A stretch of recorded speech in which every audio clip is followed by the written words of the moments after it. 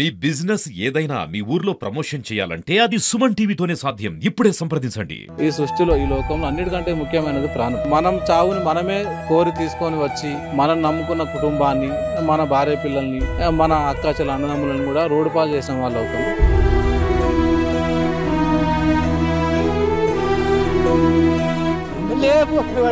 కూర్చుకుని పోయాడు అంటే కూర్చుకుని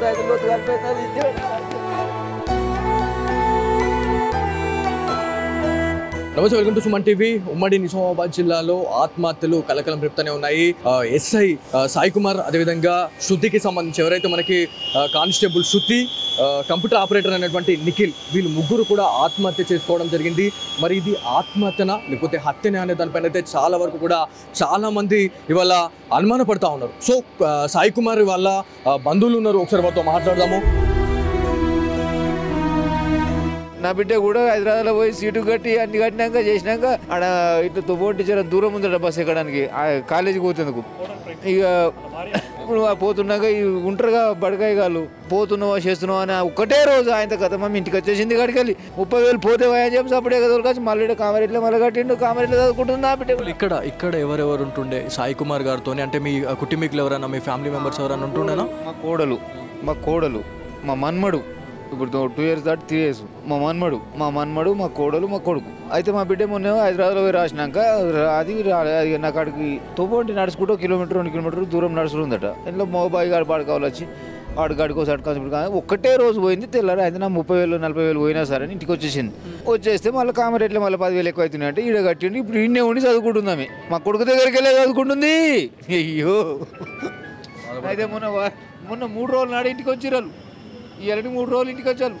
మా కొడుకు మా మన్మడు మా కోడలు మా బిడ్డే 3 రోజుల ఇంటికి వచ్చి. అన్న మీరు చెప్పండి, మీరు సాయి కుమార్కి మీరు ఏమవుతారు? నేను బాబాయ్ని అవుతానండి.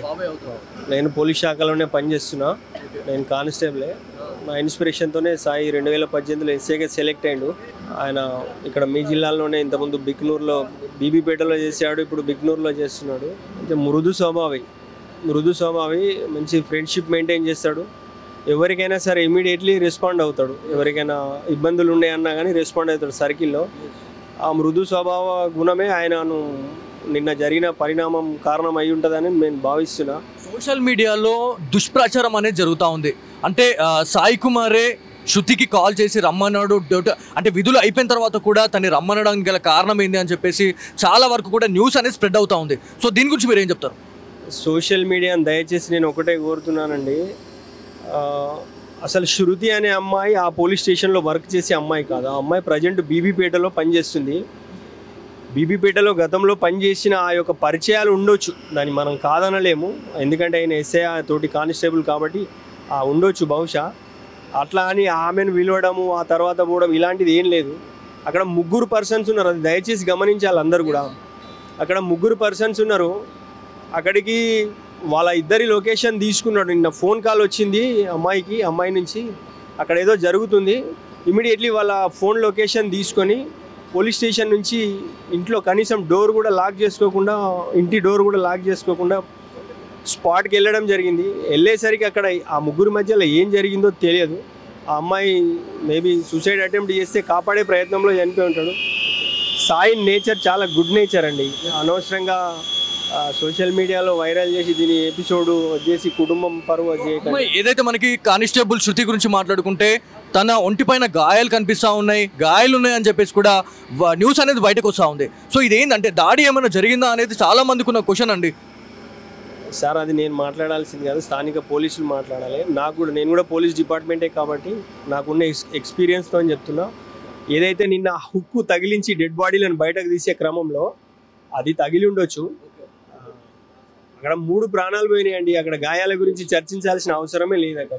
సో గతంలో కూడా మా సుమన్ టీవీ ఆధ్వర్యంలో నేను సాయి కుమార్ గారితోనే నేను ఇంటర్వ్యూ చేయడం జరిగింది. అంటే ఆత్మహత్యలకు చాలా మంది పాల్పడతా ఉన్నారు, ఆత్మహత్యలే శరీరంగా చాలా మంది కూడా వాళ్ళు ఆత్మహత్య అంటే ఒక చిన్న ఏమైనా ఇబ్బంది కలిగిందంటే ఆత్మహత్యలు పోయి వేసుకుంటా ఉన్నారు అనే దానిపైన మేము ఇంటర్వ్యూ చేసినాం సాయి కుమార్ గారితోనే. సో ఆ రోజు కూడా తను గట్టిగా చెప్పారు, అంటే ఏదైనా ఇబ్బంది కలిగినప్పుడు దాన్ని ఎదుర్కొనే శక్తి మన దగ్గర ఉండాలా, కానీ ఆత్మహత్యలు చేసుకోవద్దని స్వయంగా సుమన్ టీవీ వేదికగా సాయి కుమార్ గారు చెప్పడం జరిగింది. కాకపోతే ఈ ఆత్మహత్య మళ్ళా అనేది అంటే అతను అంత చెప్పాడు, ఆయన చెప్పిన తర్వాత ఇవాళ ఇట్లాంటి ఇన్సిడెంట్ జరగడం అనేది అసలు మేము కూడా నమ్మలేకపోతా ఉన్నాం. సో ఆయనతో మాట్లాడిన తర్వాత ఆయనతో మేము ఎక్స్పీరియన్స్ చేసినాము. చాలామందికి అంటే బిక్నూర్కి సంబంధించిన ప్రజలతోని చాలా మంచి రిలేషన్షిప్ ఉండింది సాయి కుమార్తోని, ఎవరైతే మన సాయి కుమార్ బిక్నూర్కి సంబంధించిన వాళ్ళతోనే. సో ఇదంతా కూడా అంటే అతను చాలామందికి చెప్పిన క్యాండిడేట్ ఇవాళ ఆత్మహత్య చేసుకోవడం ఏంది అని చెప్పి చాలామంది అనుకుంటున్నారండి. సో చాలామంది అంటే నెగిటివ్గా అనుకునే వాళ్ళు చాలామంది ఉన్నారు, అదేవిధంగా పాజిటివ్గా తన గురించి మాట్లాడే వాళ్ళు కూడా చాలామంది ఉన్నారు. సో వాళ్ళకేం చెప్తారు? నేను అందరు మీడియా ప్రతినిధులకు కూడా ఇదే చెప్తున్నానండి, అతను ఆత్మహత్య చేసుకునే పిరికివాడు కాదండి, మెచ్యూర్డ్ పర్సన్ అండి. ఆయన చాలా మెచ్యూర్డ్ పర్సనే కాదు, ఆయన ఆత్మస్థైర్యాన్ని నింపుతాడు. ఆయన కౌన్సిలింగ్ ఇచ్చే విధానం కూడా డిఫరెంట్ ఉంటుంది. ఏజ్లో చిన్నోడు ఆయన అసలు సూసైడ్ చేసుకునే కాదు, అసలు ఆలోచనే ఉండదు ఆయనకి. అది కాపాడే ప్రయత్నంలోనే యాక్సిడెంటల్గా ఆయన మునిగి చనిపోవడం జరిగింది అంతే. దయచేసి దీన్ని నెగిటివ్గా చేసి ఆయన చనిపోయిన తర్వాత కూడా ఆయన పరువు భంగం కలిగించవద్దు, మా కుటుంబం పరువు కూడా తెలియదు అని మీ మీడియా మిత్రులందరినీ కూడా నేను మళ్ళీ కోరుతున్నాను. ఇది మొత్తానికి కామారెడ్డి జీజీహెచ్ అదేవిధంగా మార్చురీలో అయితే మనం ఉన్నాము. ఎవరైతే మనకి బిక్నూర్ ఎస్ఐ అయినటువంటి సాయి కుమార్ గారి మృతదేహం, అదేవిధంగా బీబీపేటకి చెందిన ఏదైతే మనకి తను విధులు నిర్వర్తిస్తూ ఉంది అక్కడ కానిస్టేబుల్గా, అక్కడ కూడా ఎవరైతే శృతికి సంబంధించిన మృతదేహం, కంప్యూటర్ ఆపరేటర్ నిఖిల్కి సంబంధించిన డెడ్ బాడీస్ ఏవైతే ఉన్నాయో పూర్తిగా కూడా ఈ మార్చురీలోనే అయితే ఉన్నాయి. పోస్ట్ మార్టం నివేదిక ఆధారంగా ఏదైతే నిజాలన్నిటి బయటకు వచ్చే అవకాశం ఉంది. సెల్ ఫోన్ సిగ్నల్స్ ట్రాక్ చేసి మరి ఆ లొకేషన్ అయితే ట్రేస్ చేశారు అనేది తెలుసా ఉంది. మరి సెల్ ఫోన్ డేటాలో మనకి ఎలాంటి ఇన్ఫర్మేషన్ ఉన్నది అనేది చాలా పెద్ద క్వశ్చన్ మార్క్ అయితే ఉంది. కాకపోతే ఎవరైతే సాయి కుమార్ కి సంబంధించిన బంధువులు అదేవిధంగా వాళ్ళ బాబాయ్తో మాట్లాడితే చాలా వరకు కూడా సోషల్ మీడియాలో దుష్ప్రచారం జరుగుతూ ఉంది.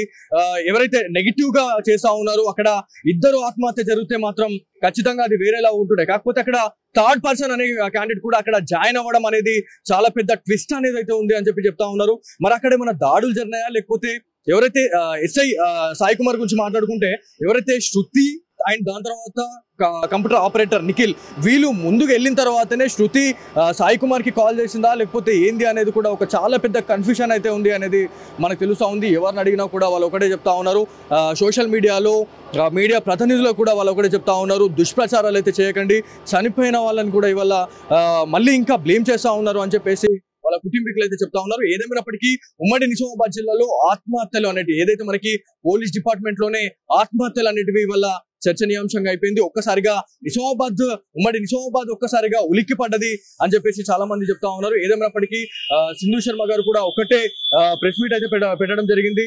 ఒకవేళ ఏం జరిగింది అనే దానిపైన అయితే పూర్తి క్లారిఫికేషన్ అయితే ఇస్తాము. పోస్ట్ మార్టం నివేదిక ఆధారంగా మొత్తం నిజాలు అనేటివి బయట పెడతామని చెప్పేసి కామారెడ్డి ఎస్పీ అయినటువంటి సింధు శర్మ గారు అయితే చెప్పడం జరుగుతా ఉంది. సో ఇది ఇక్కడ ఉన్న తాజా పరిస్థితి. కెమెరా పర్సన్ కార్తిక్తో బాలు, సుమన్ టీవీ, కామారెడ్డి నుంచి.